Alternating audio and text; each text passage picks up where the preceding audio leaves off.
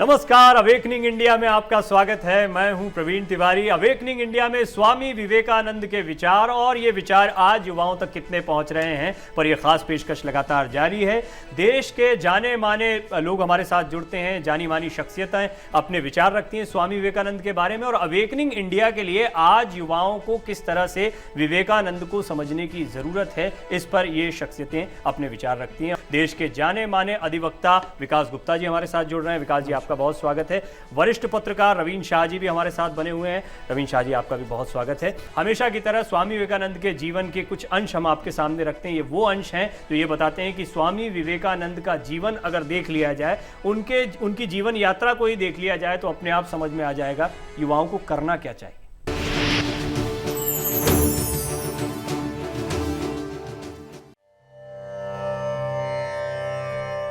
स्वामी विवेकानंद बचपन से ही सत्य को जानने का प्रयत्न करते। बिना जांचे वे कुछ भी स्वीकार न करते।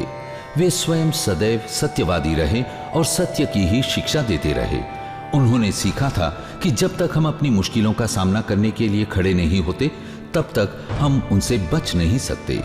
सर्वत्र एवं सर्वदा उन्होंने साहस का ही प्रचार किया। भारत में अपने भ्रमण के दौरान लोगों की अत्यधिक गरीबी और पिछड़ापन देखकर वे बहुत दुखित हुए।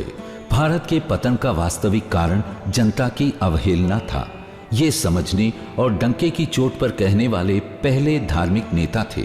हमारी पहली कोशिश भूखे करोड़ों को भोजन और जीवन की प्राथमिक आवश्यकताओं की पूर्ति करवाना ही है, परंतु उससे भी अधिक महत्वपूर्ण है उनमें आत्मविश्वास भरना। स्वामी विवेकानंद ने हमें जीवनदायी संदेश दिया है। उनके संदेशानुसार आप सब में दैवी शक्ति निहित है। अपनी अनंत संभावनाओं, अनंत शक्तियों में विश्वास रखो। उठो, जागो और रुको नहीं जब तक लक्ष्य को न पालो।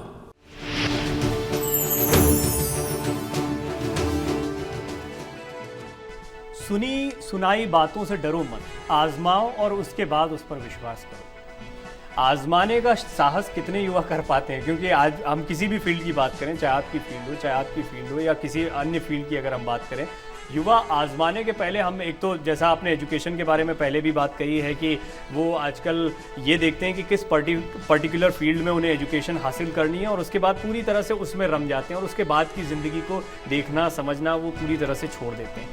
युवा क्या आजमा पा रहे हैं उन चीज़ों को जिनसे वो अवेकनिंग इंडिया की तरफ बढ़ पाएँ या उसके योद्धा बन पाएँ? प्रवीण जी, एक बड़ी महत्वपूर्ण बात इसको देख करके आई, और जब मैं कई बार जब विवेकानंद जी के बारे में पढ़ता हूँ बचपन से ही, तो हर का सत्य एक अपना ही सत्य होता है। सबका अनुभव स्वयं का ही अनुभव होता है और ये बहुत एक महत्वपूर्ण बात है। जो आपका सत्य है वो हो सकता है मेरा सत्य ना हो, जो मेरा सत्य है वो हो सकता है शाह साहब का सत्य उससे कहीं हट करके हो। तो अनुभव, जहाँ तक आजमाने की बात है, जहाँ तक एक्सपेरिमेंट करने की बात है, यूथ जो रिसर्जेंस इंडिया पिछले 10 साल में हुआ है वो इसी बात का प्रतिबिंब है कि हमने नई चीज़ों को खोजने की कोशिश की है, सत्य को ढूंढने की कोशिश करी है।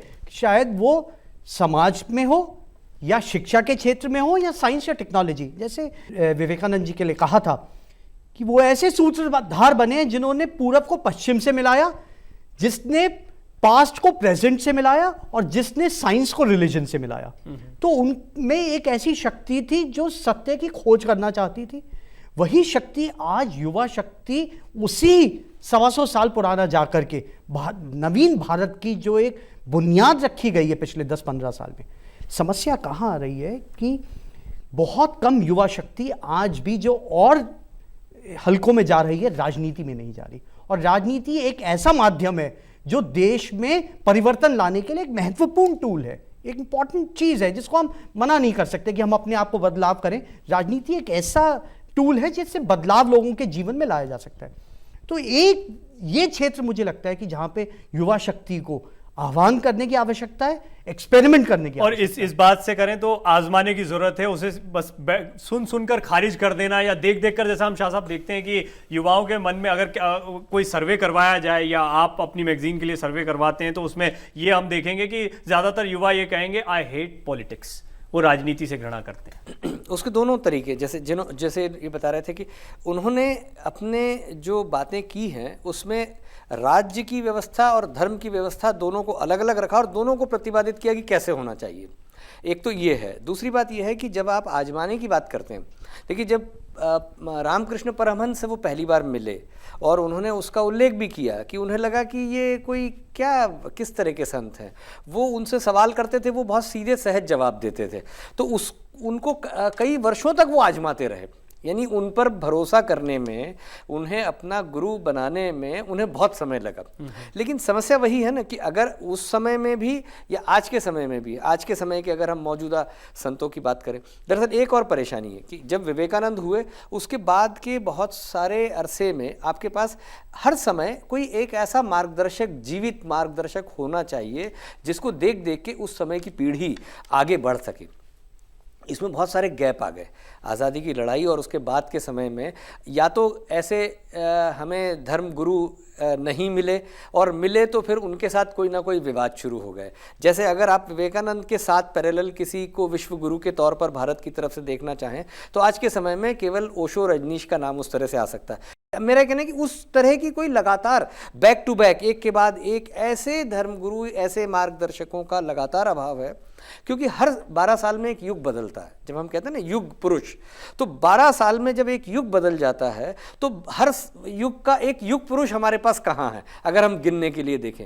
उस दौर में जब विवेकानंद थे उन्होंने वो काम किया, उसके आगे वो चीज़ होनी चाहिए। विवेकानंद ने खुद भी कहा था, उनका कहना था कि जिस सपने को वो पूरा करना चाहते हैं उसके वो एक बहुत छोटे से प्यादे हैं, वो एक सिपाही हैं, और उन्हें लगता है कि इसके लिए एक फौज की ज़रूरत है। लेकिन वो ये विश्वास भी रखते थे कि अगर ऐसे 10-12 भी खड़े हो गए आने वाले समय में तो देश परिवर्तित हो सकता है, और उन्हें पूरी उम्मीद है कि जिस काम को वो शुरू कर रहे हैं उसे आगे बढ़ाने वाले आने वाले दिनों में देखने को मिलेंगे। बहरहाल रामकृष्ण मिशन के जरिए स्वामी विवेकानंद के इन विचारों को आगे बढ़ाया जा रहा है, और ऐसी उम्मीद कर रहे हैं कि ऐसे और युवा सामने आए जो अवेकनिंग इंडिया के लिए, भारत जागरण के लिए एक मजबूत सिपाही स्वामी विवेकानंद की तरह साबित हों। इस पर स्वामी सर्वलोकानंद जो कि सेक्रेटरी हैं रामकृष्ण मिशन मुंबई के, वो क्या कहते हैं ये हम आपको सुनवाते हैं।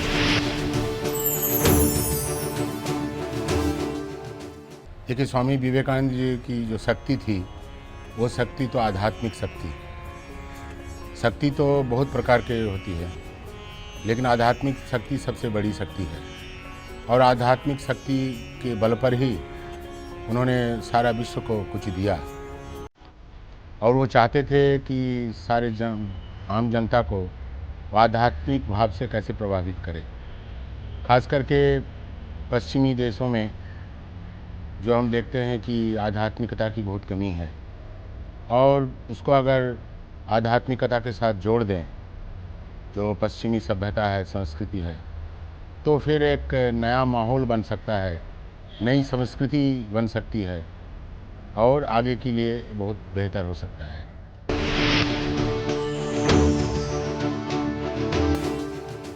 जी हाँ, तो ये हमने देखा कि स्पिरिचुअलिज्म, अध्यात्म का जब हम बात कर रहे थे, लेकिन आध्यात्मिक समझ क्या उतनी है? क्या हम लोगों में भी आध्यात्मिक समझ आज वैसी है जैसी स्वामी विवेकानंद देखना चाहते थे युवाओं में? गुप्ता साहब, आपसे मैं इस पर ज़रूर जानना चाहूँगा, आपको क्या लगता है आपकी लाइफ में स्पिरिचुअलिज्म, आध्यात्मिकता क्या मायने रखती है? और जब आपने अपने करियर की शुरुआत की या आपने सोचा कि देश के लिए कुछ किया जाए या स्वामी विवेकानंद के विचारों को पढ़ रहे थे, तो आध्यात्मिकता को आप कैसे समझ रहे थे? देखिए, एक आपकी इस बात का जवाब देने से पहले जहाँ पे शाह साहब ने छोड़ी थी बात कि समाज और हमारा वही प्रतिबिंब है एक दूसरे के, जो हमें वही समाज है और जो समाज है उसी को वो हमारा प्रतिबिंब है।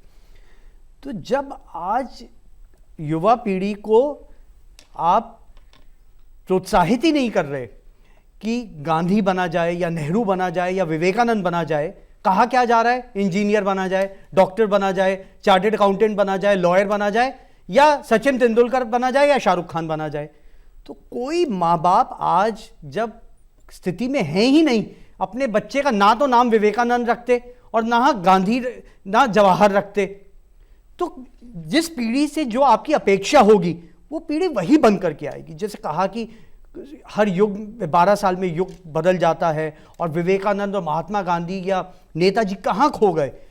आज की शायद लोगों की वो अपेक्षा भी नहीं है, वो चाह भी नहीं रहे कि परिवार में कोई नेताजी पैदा हो जाए या विवेकानंद पैदा हो जाए। वो क्या चाह रहे हैं कि सचिन तेंदुलकर हो जाए, लिएंडर पेस हो जाए या शाहरुख खान हो जाए। विवेकानंद का परिवार भी नहीं चाह रहा था कि विवेकानंद बन जाए या कोई भी महापुरुष का अगर हम हिस्ट्री उठाकर देखें तो ये युवाओं का सेल्फ रियलाइजेशन, जैसा हम शाह साहब कहते हैं कि वो खुद से महसूस करते हैं कि उन्हें क्या करना है। क्या युवा उस चीज को महसूस नहीं कर पा रहा है, या क्या कहूं मैं इसे, वो इंटेलेक्ट नहीं है, वो समझ नहीं है अभी युवा।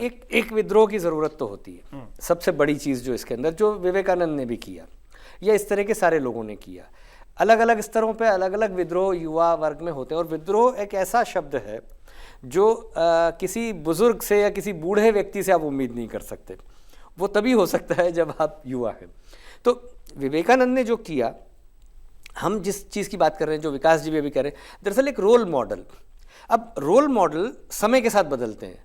आज हम राम और कृष्ण की भी बात करते हैं, लेकिन उनके साथ आज की युवा पीढ़ी, आज का समाज कोरिलेट नहीं कर सकता, है ना। हम महाभारत अगर सीरियल टेलीविज़न में दिखाया जा रहा है या पढ़ने को दिया जा रहा है तो हम पढ़ेंगे, समझेंगे, लेकिन हम ऐसी चीज़ चाहेंगे कि महाभारत अगर मैं पढ़ रहा हूँ आज के संदर्भ में क्या। तो जैसे अगर हमने रोल मॉडल कैसे बना दिए, रोल मॉडल में राजनीति को एक हे दृष्टि से देखने की जो परंपरा बना दी गई है, उसने भी एक परेशानी पैदा की कि वैसे लीडर नहीं पैदा हो रहे हैं। लेकिन समस्या ये है कि यदि एक आदमी राजनीति में जाता है तो वो जिस तरह का नेता बनेगा वो राजनीतिक नेता होगा।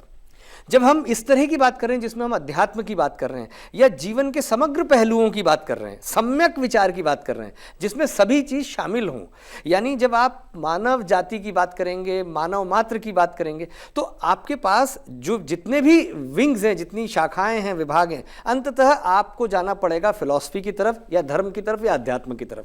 वही एक ऐसा मॉडल है। ये वही सवाल है जो मैंने आपके सामने गुप्ता साहब रखा था, और एक बार फिर इस सवाल के जवाब के साथ हम लौटेंगे कि आध्यात्म का आप लोगों की जिंदगी में कितना प्रभाव रहा है और युवा आध्यात्म को किस तरह से समझें। अगरबत्ती लगा देना, मंदिर में घंटी बजा देना आध्यात्म है या आध्यात्म के मायने कुछ और है। एक ब्रेक के बाद अवेकनिंग इंडिया जारी है, और ब्रेक पर जाने से पहले हमेशा की तरह स्वामी विवेकानंद का एक सशक्त विचार आपके सामने रखते हैं। जिन्हें आत्मानुभूति या ईश्वर साक्षात्कार न हुआ हो, उन्हें यह कहने का क्या अधिकार है कि आत्मा या ईश्वर है। यदि ईश्वर है तो हमें उसे देखना होगा, यदि आत्मा है तो हमें उसका अनुभव करना ही होगा, अन्यथा विश्वास न करना ही भला है। ढोंगी होने से स्पष्टवादी नास्तिक होना अच्छा है। दूरदर्शन, एक चैनल, एक भरोसा, एक उम्मीद पेश कर रहा है बेहतरीन क्वालिटी डिजिटल प्लेटफॉर्म पर, जिससे एंटरटेनमेंट का मजा और भी बढ़ जाता है।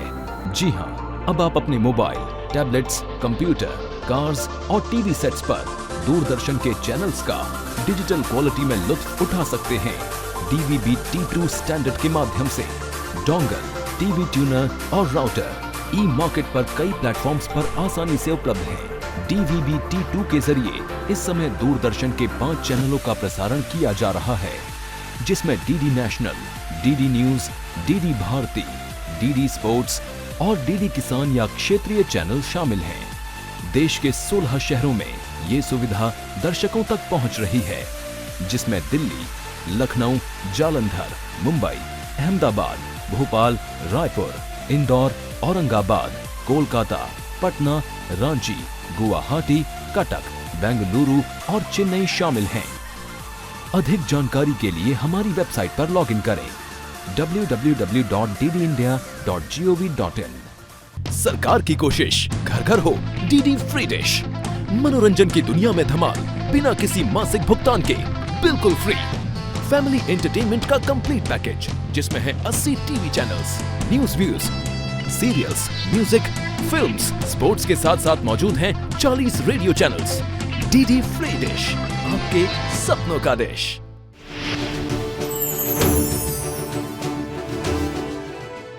ब्रेक के बाद अवेकनिंग इंडिया में एक बार फिर आपका स्वागत है। देश के जाने माने अधिवक्ता विकास गुप्ता जी और वरिष्ठ पत्रकार रवीन शाह जी मेरे साथ लगातार बने हुए हैं। और जैसा हमने ब्रेक के पहले गुप्ता साहब विचार भी दिखाया और उसमें ये था कि आप नास्तिक हैं, खुल के ये कहते हैं कि आप नास्तिक हैं तो बेहतर है, बजाय इसके कि आप पाखंडी हैं। आप ये दिखाने की कोशिश करते हैं कि आप आस्तिक हैं या आप आध्यात्म को समझते हैं। आध्यात्म क्या है, आपने कैसे समझा, युवाओं को कैसे समझना चाहिए? देखिए, अगर विवेकानंद को पढ़ा भी जाए तो उन्होंने कभी नहीं कहा कि आपको मंदिर जाना है तो आप आस्तिक होंगे और नहीं जाएंगे। उन्होंने एक बहुत बढ़िया बात कही कि अगर आप कमज़ोर हैं, आप में भय है, वही सबसे बड़ी नास्तिकता है। अगर आप में एक विश्वास है, एक भय से दूर हट करके देश को आगे ले जाने की शक्ति है, वही एक असली या जरूरतमंदों की मदद करनी है, वही ये धर्म है बड़ा वही धर्म। क्या आध्यात्मिकता की जो तस्वीर अभी जहन में होती है या आध्यात्मिकता के बारे में जो सोच है वो, और जैसा गुप्ता साहब ने कहा, ये क्या इसको आध्यात्मिकता माना जाए या आध्यात्मिकता क्या है? हम लोग वहीं से शुरू करना चाहूँगा जो विवेकानंद का कोट हमने दिखाया था। जब वो रामकृष्ण परमहंस से पहली बार मिले थे तो उनका सवाल ही यही था कि क्या भगवान है? तो उन्होंने कहा कि है। तो उन्होंने कहा कैसे है? बोले मुझे दिखाई देता है। जो उनकी ये जो पंक्ति है ये वहाँ से उन्होंने कहा। अब दरअसल जो महसूस करने वाली बात है या अध्यात्म की बात है, देखिए उसमें दो बातें हैं। एक तो जितने भी कर्मकांड हैं, अध्यात्म के साथ, धर्म के साथ बहुत बड़ा हिस्सा हमेशा से एक कर्मकांड का जुड़ गया। और जब कर्मकांड आ जाते हैं तो कर्मकांड प्राथमिक हो जाते हैं, अध्यात्म और बाकी की चीज़ें पीछे हो जाती हैं। अब जब भी समाज में सुधार की व्यवस्थाएं बनी हैं, जैसे अगर हम देखें कि जैन धर्म का आविर्भाव कैसे हुआ, तो जैन धर्म का आविर्भाव ऐसा हुआ कि उस समय का सनातन धर्म में कर्मकांड इतने ज़्यादा हो गए थे कि उसके खिलाफ महावीर खड़े हुए। वो एक किस्म का विद्रोह था और उन्होंने उस धर्म के इन कर्मकांडों को अनर्थक कैसे साबित किया और बताया कि दरअसल धर्म ये है कि धर्म जो है वो जीवन दर्शन है, आप अपना जीवन कैसे बिताएं, ये है धर्म। तो उन्होंने जो चीज़ें रखी वो ऐसी हैं कि अगर आप हिंसा नहीं करते हैं, चाहे वो किसी भी तरह की हिंसा हो, मन, वचन और काया, तो अब आप तीनों तरह की हिंसा अगर नहीं कर रहे हैं तो आप बहुत अच्छे हैं, अच्छे धार्मिक हैं। अब इसके लिए मंदिर जाना, घंटी बजाना या आरती करने की ज़रूरत नहीं है। दरअसल अध्यात्म क्या? अध्यात्म जीवन दर्शन है। आप अपना, जैसे इन्होंने भी कहा, आप अगर शिव की पूजा करते हैं, मंदिर जाते हैं तो अच्छी बात है, लेकिन यदि आप किसी गरीब में, किसी बीमार में शिव के दर्शन करते हैं और उसकी सेवा करते हैं तो ये ज़्यादा जरूरी और ज़्यादा अच्छा। अब इम्पॉर्टेंट बात ये है कि इसके लिए वो इच्छा शक्ति कहाँ से आए, इसमें वो एंजॉयमेंट कहाँ से आए? क्योंकि अभी युवा को जिस चीज़ में एंजॉयमेंट मिल रहा है वो शायद अभी आपके विचार सुनेगा तो सोचेगा गरीब में शिव को देखना या उसमें आनंद की अनुभूति करना ये उसके लिए मुश्किल है, क्योंकि उसकी नींव भी बहुत पहले से रखनी ज़रूरी है। ये कैसे पैदा करें? प्रवीण, मैं रोटरी में काफ़ी वर्षों से जुड़ा हुआ हूँ और 103 वर्ष के रोटरी के इतिहास में ये तीसरा ऐसा मौका है कि एक भारतीय रोटरी इंटरनेशनल को लीड कर रहा है और एक बहुत बड़ी बात है। 15 लाख से ज़्यादा 210 देशों में रोटरी स्थापित है और रोटरी इंटरनेशनल प्रेसिडेंट ने एक बड़ी बढ़िया बात कही कि आज का जो युवा है वो दरवाजे के बाहर खड़ा हुआ है अंदर आने के लिए हर क्षेत्र में, और कहीं ऐसा ना समझा जाए और ऐसी ना कहीं भूल की जाए कि वो अपने काम में शायद इतना व्यस्त है कि उसमें और चीज़ों की रुचि नहीं है। उन्होंने कहा ऐसा समझ लेना बहुत बड़ा अज्ञान है, बहुत बड़ी मूर्खता है। आज का युवा इतना समझदार है कि इन बहुत बिजी होने के बावजूद भी, व्यवस्थाओं के बावजूद भी वो बहुत ज़्यादा कॉन्शियस है। सिर्फ उसे एक मौके की तलाश है, उसे उस दरवाजे में से सिर्फ एक रोशनी की किरण की तरह आने की ज़रूरत है। तो मैं इस बात को नहीं मानूंगा, लेकिन कि हाँ, युवा शक्ति बहुत जागरूक है, सुचारू है और अपनी अपनी क्षेत्र में, अपनी फील्ड में बढ़िया काम करने के लिए हमेशा तैयार है। चलिए, हम जैसा कि लगातार बीच बीच में आध्यात्मिक गुरुओं के विचार भी रखते जा रहे हैं, तो सर्वलोकानंद जी का एक और विचार हम दर्शकों के सामने रखते हैं। रामकृष्ण मिशन मुंबई के सेक्रेटरी हैं स्वामी सर्वलोकानंद, क्या कहते हैं, उनके विचार।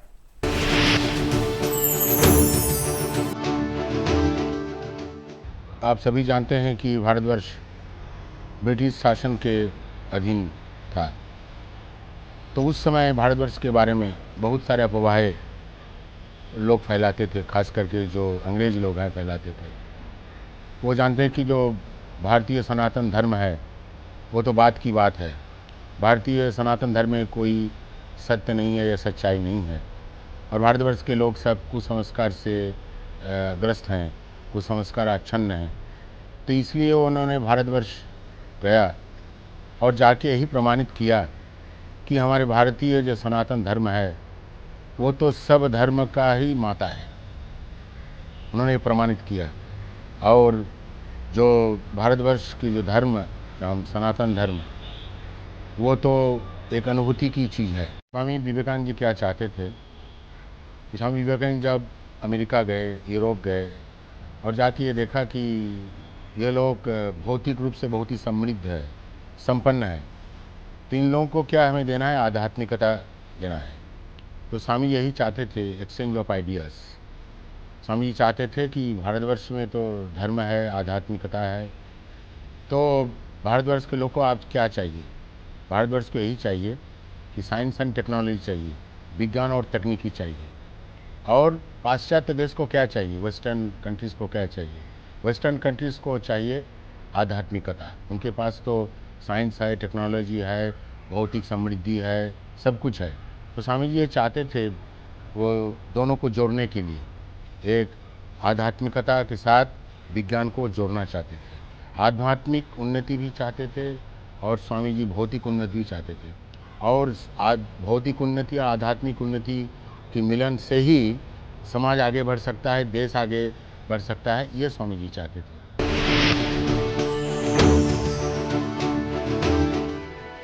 शाह साहब, अभी सरवलोकानंद जी जो कह रहे थे वो बहुत इंपॉर्टेंट बात इस मायने में है कि तकनीक है पाश्चात्य देशों के पास और हमारे पास आध्यात्म रहा है, ऐसी सोच है, और आज भी हमारे पास आध्यात्म है ऐसा माना जाता है। लेकिन आजकल हम देख रहे हैं कि हमारे देश से युवा आज भी जा रहा है, लेकिन वो आजकल जाता है तकनीक को बढ़ाने के लिए। यानी हमारे यहाँ से इंजीनियर्स जा रहे हैं, डॉक्टर्स जा रहे हैं, सॉफ्टवेयर इंजीनियर्स जा रहे हैं और पूरी दुनिया में धूम मचा रहे हैं।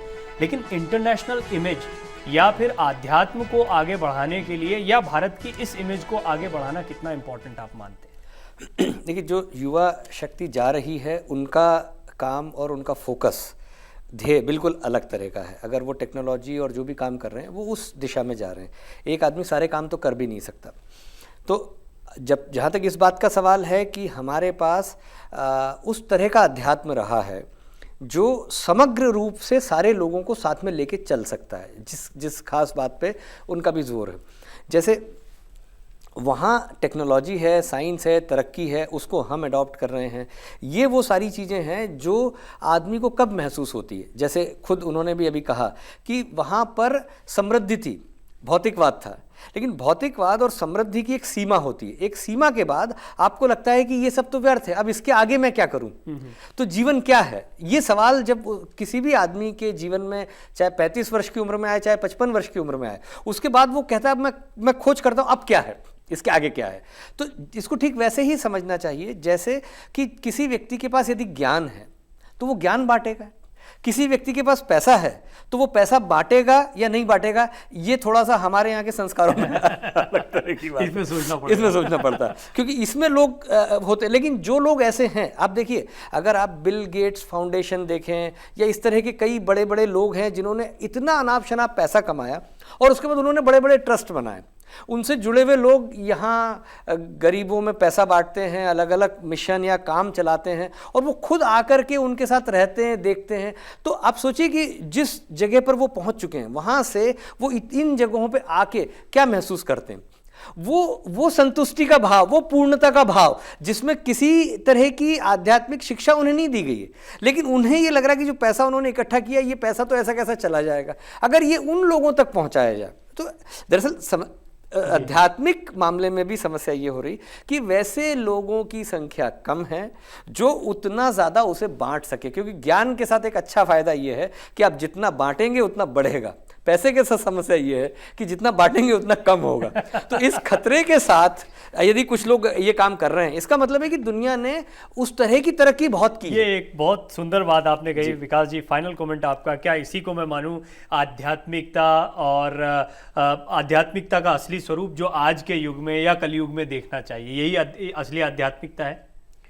नहीं देखिए, बिल्कुल ठीक बात। तो ये आध्यात्मिकता तो मैं यही कहूँगा कि अगर आप अपने नेबर के साथ, आप अपने समाज में रहते हुए, आप अपने भाई बंधुओं के साथ प्रति एक सद्व्यवहार रख रहे हैं, उनकी मुसीबतों में खड़े हुए हैं और सेल्फिश नहीं है, जिस वक्त ये सेल्फिशनेस हट जाती है वही सच्ची आध्यात्मिकता है। अपने नेबर के प्रति, अपने कोलीग्स के प्रति, अपने फैमिली के मेंबर्स के प्रति, अपने पत्नी, अपने बच्चों से हट कर के अपने समाज के प्रति और अपने राष्ट्र के प्रति जो आपकी भावना है, मेरे हिसाब से वही सच्ची अध्यात्म है। दोनों एपिसोड्स में आप लोगों से जो बातचीत हुई उसका लब्बो लुभाव या उसका निचोड़ मुझे ये लगता है कि आप थोड़ा आध्यात्मिकता को बड़े परिदृश्य में समझने की ज़रूरत है। और जैसा कि स्वामी विवेकानंद खुद कहते थे, या उन्होंने खुद किया भी अपनी लाइफ में, कि जब उन्हें ये कहा जाता था कि आप हैजा या महामारी जहाँ पर फैली है वहाँ मत जाइए, आप खुद उसकी चपेट में आ जाएंगे, ऐसे वक्त पर वो इन लोगों के बीच जाते थे और वो कहते थे कि उन्हें कुछ नहीं होगा क्योंकि वो भगवान की सेवा करने के लिए जा रहे हैं। ये असली आध्यात्म है और आध्यात्मिकता को अपनाने वाले को कभी कोई नुकसान नहीं होता, ये उनकी सोच थी। और जैसा आपने भी बताया कि चाहे वो ट्रस्ट हो, चाहे वो पैसा कमाकर आप जब खर्चा करते हैं तो उसको क्या उन लोगों तक पहुंचा रहे हैं जिन्हें वाकई में उस पैसे की ज़रूरत है, या बजाय इसको आपके पास सहेज कर रखा है, संभाल कर रखा है आपने। तो ये बहुत महत्वपूर्ण विचार आप दोनों ने रखे हैं। बहुत शुक्रिया आपका अवेकनिंग इंडिया के साथ जुड़ने के लिए। उम्मीद करते हैं आगे भी आप अवेकनिंग इंडिया के साथ जुड़ेंगे और अपने विचार युवाओं तक पहुंचाएंगे, और आपके विचार, आपके सुझाव भी हमेशा की तरह हमारे लिए महत्वपूर्ण है। इसीलिए awakeningindia.dd@gmail.com हमारा ईमेल एड्रेस है। एक बार फिर ईमेल एड्रेस आपको बता दें, awakeningindia.dd@gmail.com। ईमेल करें, अपने सुझाव भेजें, आपके सुझावों का हमेशा स्वागत है। अवेकनिंग इंडिया में आज का सफर यहीं तक। मुझे दीजिए इजाजत, नमस्कार। वो क्या है जिसके सहारे मनुष्य खड़ा होता है? वो है बल। बल ही पुण्य है तथा दुर्बलता ही पाप है। उपनिषदों में यदि कोई एक ऐसा शब्द है जो वज्रवेग से आता हुआ अज्ञान राशि की धज्जियां उड़ा देता है, तो वो है अभी ही। निर्भय